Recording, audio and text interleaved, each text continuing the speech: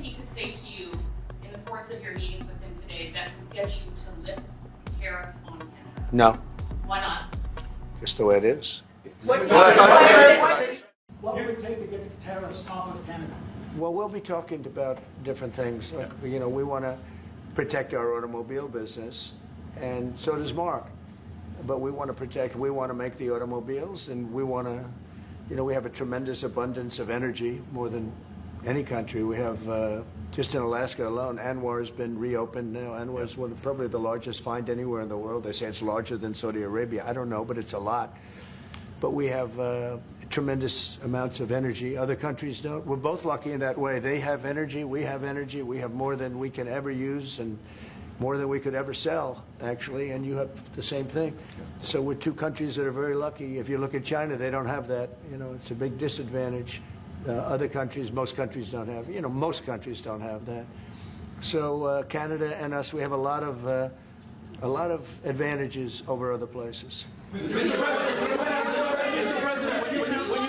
President, when you consider what Mr. Carney just said, that Canada is not for sale, does this make the discussion a little more difficult to start on? No, not at all. No, not at all. No, time will tell. It's only time. But I say, never say never. I've had many, many things that were not doable, and they ended up being doable, and only doable in a very friendly way. But if it's to everybody's benefit, Canada loves us and we love Canada. That's, I think, the number one thing that's important. But we'll see. I mean, over time, we'll see what happens. China. I was hoping you can clarify something. Earlier this morning in Capitol Hill, Secretary Bessent said that there had been no negotiations yet with China. You have said something differently. Can you clarify that? They want to meet, and they're doing no business right now. And those ships are turning around in the Pacific Ocean. Big turn. Those are big ships. Those ships take about 10 miles to turn.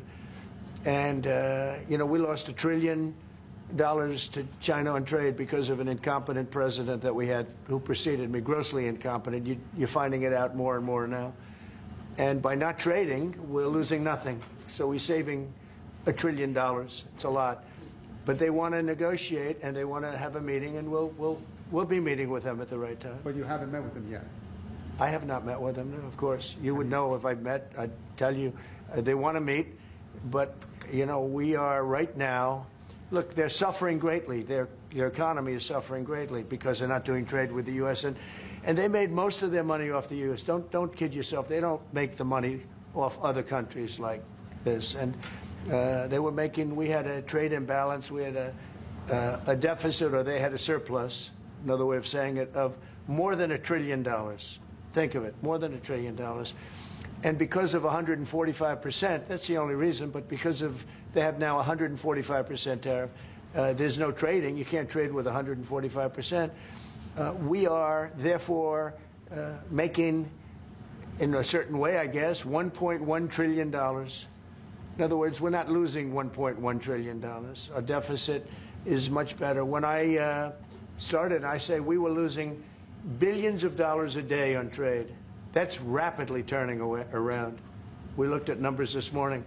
So we were losing, the United States during Biden was losing more than, I won't even give you numbers because they're so embarrassing, but billions of dollars a day on trade. Subscribe to One India and never miss an update.